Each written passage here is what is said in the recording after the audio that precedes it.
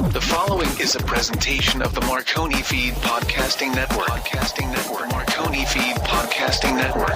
Originating from mfpod.com. I swear to God, I'm going to stick my fist up your ass. Pantalones gratis. Con Maccheroni Bologna. Esto es los pantalones libres de podcast. The Pants Free Podcast. Pantaloni libero. Greetings, fellow podcastians. Thank you for tuning in to the Pants Free Pod. I guess when people, because if you're on radio, you say, thanks for tuning in. And in a podcast, it's not really a tuning in. I think it's thanks for .comming. Thanks for .comming. Welcome to the Pants Free Podcast. My name is Bologna's Francine Marconi, and now I will pause for my partner to introduce himself. Hi, I'm not Francine Bolognius Marconi, but I am a little fat hobbit, Nicky J. Or Nick Miles. You're not a fat hobbit. I am. You're a Keebler Elf. But I always, I remember having drunk dreams about you. And I had a dream once where you actually were secretly like a hierarchy of the Keeblers. And your tree, you one time let me in. And you're like the Willy Wonka of the Keebler Elves. And you let me eat all the cookies I wanted. I'm really glad that that's all it was, because I had a feeling it was going to become sexual and make me very uncomfortable. Why would you have to take it there? Why? It was perfectly... I just said I'm glad it didn't go there. It was an innocent dream about my friend being a hierarchy of one of the biggest cookie regimes in the world. Have you ever had sex with a Keebler Elf? No comment. Wow. Are you ready? Hey, it's Jimmy Kimmel, and you're enjoying my pudgy little meatball, Marconi. Nick, I know that you love deliciousness, and who doesn't? But I will tell you right now that on the Pants Free Podcast, we could eat bread and butter as our main meal because we have Dave's Killer Bread as a sponsor. And whoever said man cannot live on bread alone has not ever tried Dave's Killer Bread, because you can eat it as a sandwich, French toast, as a treat at night with some almond butter and banana slices with some agave nectar. With some peanut butter and honey and banana slices. Yes. I had to dumb it down because some people tell me I get too fancy. And you and your agave nectar from the parts unknown. And agave nectar and almond butter. Can we take a couple-second pause here? I just need to do something. All right. Shut up! Sorry. That had nothing to do with Dave's Killer Bread. He was yelling at his dogs, who are probably foaming at the mouth because they would like to have some too. They would. The thing I like about Dave's Killer Bread, it's soft, nutty. Just like you, Nick. Get Dave's Killer Bread now at daveskillerbread.com and find out where it might be close to you. Maybe it's in the grocery store next door, or maybe like Nick, you live 2 blocks away from the bread quarters and still haven't been there. But whatever. Dave's Killer Bread, the best bread on earth. Say no to bread on drugs. And now, Pants-Free News. America's most unreliable news source. Without pants. Oh, look, it's news time, Nick. What do you got? Hey, yeah. Great liar was exposed this week. The probably the biggest liar in the history of the state of Oregon. Lance Armstrong? No, a bigger liar than Lance. Jodie Foster? No, it was Chip Kelly. Oh, yeah, Chip Kelly. He said he wasn't going to go away and he was staying with the Ducks, and then he went away. Yeah, which I find despicable. I think if you are sure, what you should always say is, I have no intention of leaving the Ducks at this time. Now, if that changes a week down the road, you protect yourself. To say I am not leaving the Ducks and then to take a job with the Philadelphia Eagles right out of the bank at the end of the week, that is wrong. Well, do you think he was posturing for them? Because what I think is that he said no publicly because he wanted to get more money from whatever team he was going for, and they weren't coming up with it. So he's like, okay, I'll just stay with the Ducks. Cool. And then the Eagles were like, whoa, you said no to them. How about us? Right. Well, what I think is that's exactly what happened. I think he was positioning himself, saying the deal wasn't what I wanted, and but you can do it in other ways instead of directly lying. I think what you have to do is saying, I have no intention of moving. The lesson I learned from all this, Nick, is never trust a grown man who calls himself Chip. Yeah, exactly. Or wears a visor past the age of 30. And also Kelly, a girl's name. Right.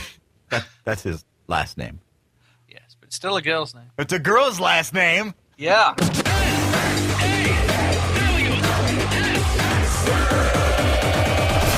Let's talk about this guy called Manti Te'o. He is a very interesting piece of work. Of course, if you are a football fan, you will know who Manti Te'o is. He's a football star, and he's a Notre Dame player, and he's a linebacker, and everybody thought he was a great guy. But then, he started to say things. He told people that his girlfriend had passed away. And we find out that... And everybody was heartbroken for him. Like, oh, how could he play on a day like today? It must be awful. His girlfriend died. And then part of you was like, maybe he killed her. No, he didn't. Oh, it's sad. Oh, no. And then we find out what? But that Lene, who was his girlfriend, was fictional. She didn't even exist. Then they're asking the question, was he in on the hoax? Was it, what was going on? And, of course, he was in on it.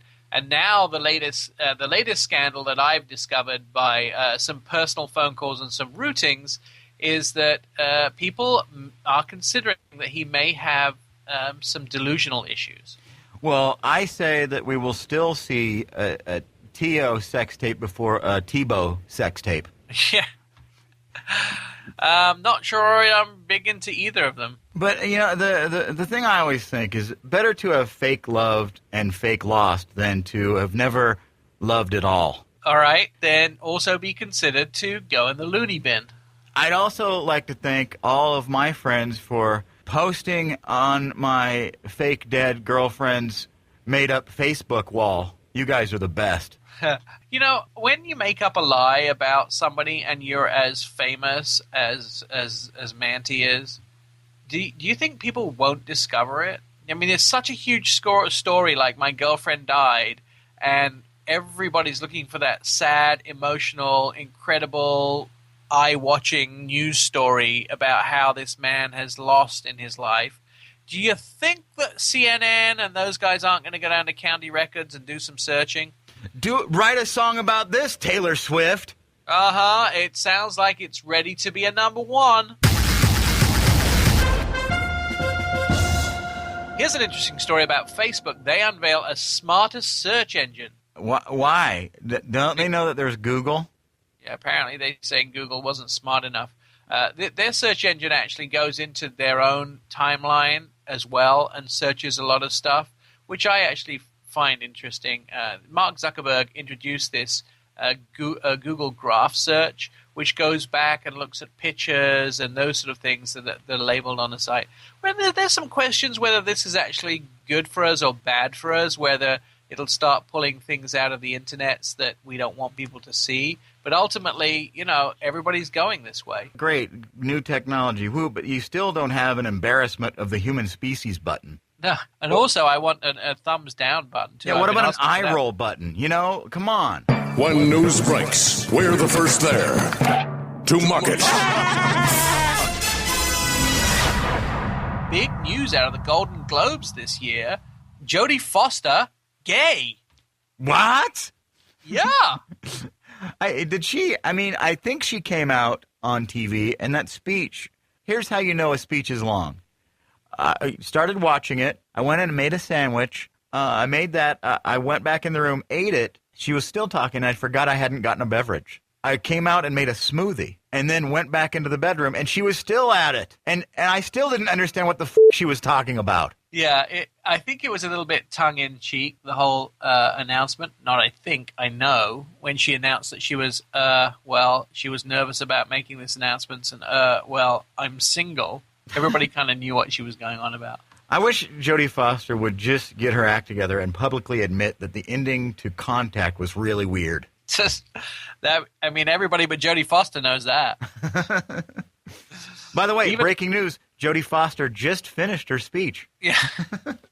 Yeah, it wasn't long, but I think it was a funny platform. And actually, I like Jodie Foster, but apart from Contact and the Silence of the Lambs movie, what else can you remember Jodie Foster being in? Yeah, I don't really watch a lot of her movies, but I do think of a fun game is to hit play on the Jodie Foster speech and a voicemail from my mom at the same time and see which one ends first. Like us on Facebook, MF Pod. There's some really good moments from the Golden Globes available online, and yeah, I enjoyed this opening monologues, especially from. Here's what you do with these shows, because let's be honest, the best parts are always highlighted on the internets. Right. You don't need to watch the dumb show because Nick, if like Jodie Foster, that was on the internet like before she was done, they were already uploading it. Right. And like these 16 best moments that were on BuzzFeed, I never had to watch. I watched the monologue off of that thing on the on YouTube. I didn't need to sit through all the boring ass speeches of all these celebrities. No, these things. I mean, I do miss Ricky Gervais. I think he did such a good job. You might be biased. Yeah, I am biased because he was funny, but these guys they were funny, but they weren't as edgy as Ricky is. And the other problem I had was. Tina Fey had this nice dress on. It was sort of white with black flower kind of on top. But Amy had this dress on, which was like sort of a black, and it had a two-piece up top. And you could quite clearly see side boob. Oh, it looked so good. She looked hot. Side boob was obvious. She's also single. Yeah. And so is Jodie Foster, by the way. And Tina Fey, I think, is very beautiful. She's smart. She's funny. She's got all the things. And see, even your dog thinks so. Yeah. Luna. So, to me, the Golden Globes were good to watch on YouTube to see the highlights of what Tina Fey and Amy Poehler came up with. Yeah, that's it. I mean, and I'm getting that way with sports games and everything now. It's like I'd much rather watch the highlight reel. Are you having microphone trouble, Nick? No, I'm having dog trouble. She's biting me. Oh, okay. Well, the dog doesn't bother me, but I hear like the microphone rustling. Yeah, it's because she's biting me and pulling me around. Oh, okay. But you know what that's like, being bitten and pulled around. I mean, you've had girlfriends like that. Oh, yeah. I had to get one out of here. What? Hey, how are things going at home? Oprah Winfrey, what did you think of her interview with Lance Armstrong? I didn't watch it because I think this is the thing is Oprah wasn't getting any ratings on her channel.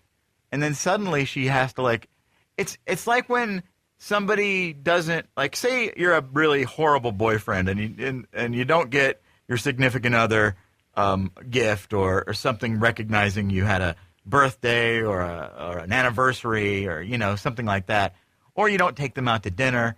And then suddenly you spring into action and you're the best boyfriend ever, buying them dresses, taking them on trips. That's my equivalent to Oprah now finally springing into action after 3 years of a failed, horrible OWN network. Now she's trying to get some attention. So she calls in a favor to David Letterman, and that gets a lot. And then she makes him confess. And then Lance Armstrong confesses to her. Why are people going to Oprah? Why you could easily, what you could do? You could make the career of someone on YouTube by interviewing with a less known person. Why give everything to Oprah? She's already had it all and thrown it away. Well, first of all, I think that, it takes a long time to build a product. And so she's working on her product, and who knows, it could be a decent channel in 10 years' time. That's the first thing. The second thing is, too, I think it's a good move for her. I mean, if I, had a mediocre – if I had my own channel, by the way, first of all, that would be great. But if just think how many people now went to the channel and now know that interview, know where it is, where it may have not known it before. If she gains 1 million listeners or 1 million viewers, rather, over the year – it would be a miracle. I mean, it would be great for her. And, we because we don't see much action from the channel, I mean, does she have You have to think of the average radio station in the average town gets around 9,000 listeners for their morning drive.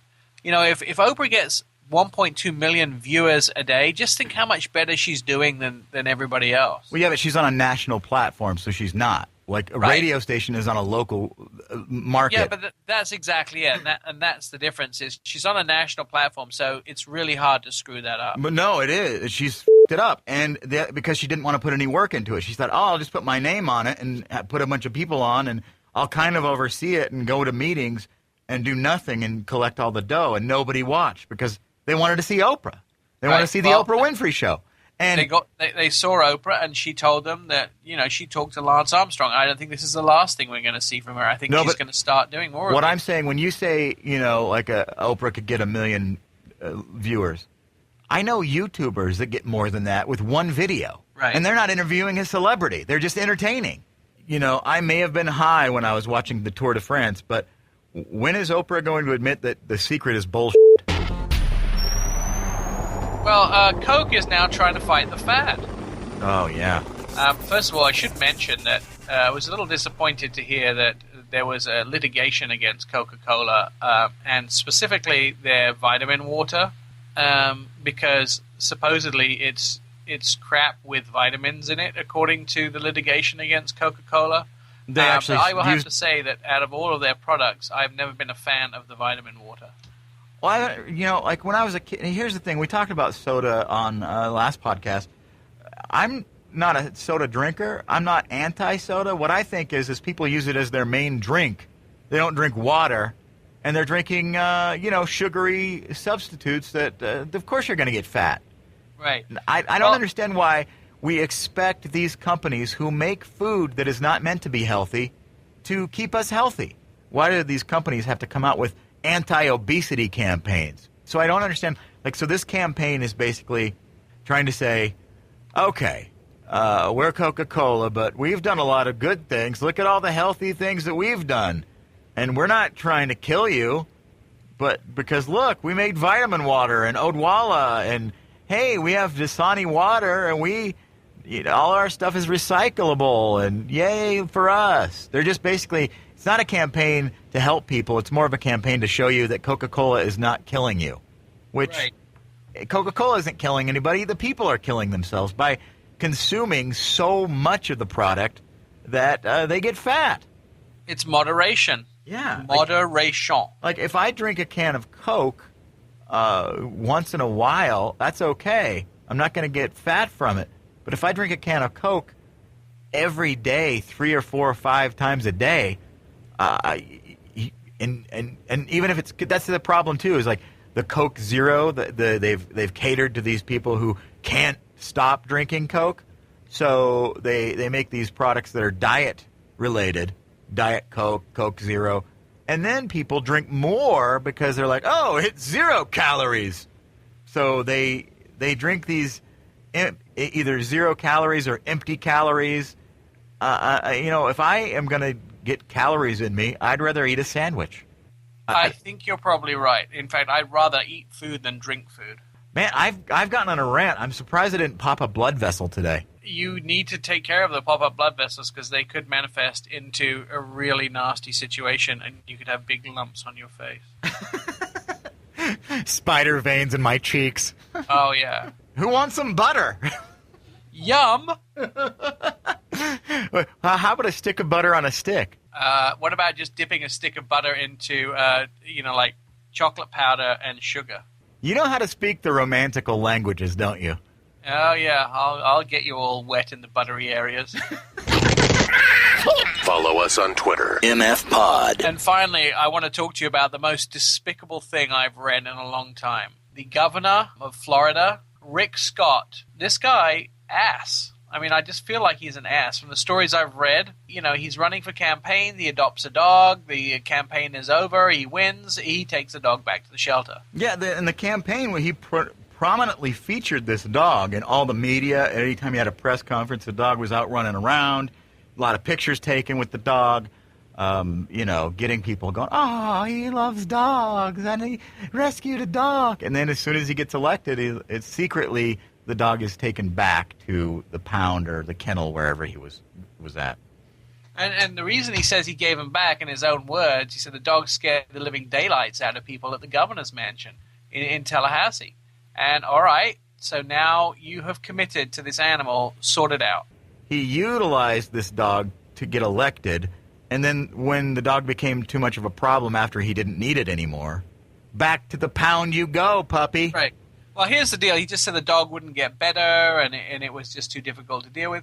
I get that, but you know what? When I take on a dog from the pound or from the rescue, which I have 3 of my dogs are from rescue. Right. I do not take them back. I deal with the problem. You know, and I have 2 shitting machines here known as cats. I could have gotten rid of them a long time ago. And, you know, they got me elected to this platform. Well, do you think I'm going to give them back now? No. I'm still dealing with the word shitting machine. It's the end of the world as we know it. Well, thank God that's over. Yeah. It's the end of the world as we know it. I feel fine. Well, there you have it, another fine edition of the Pants Free Podcast. You can follow us on Twitter at PantsFreePod. And, Nick, I have a website that I just started doing YouTube videos. And you've seen some of them, and they're all, wouldn't you say they're just fantastic? They are delicious and a little bit scary in some portions. But you can find all of those at memarconi.com. Well, I'm Bolognia's Francine Marconi with Nick J. Miles saying, if you get me in the right light, I do look like a hippopotamus. Pantalones a libero. Marconi. All right. Shut up! The Marconi feed. Bing.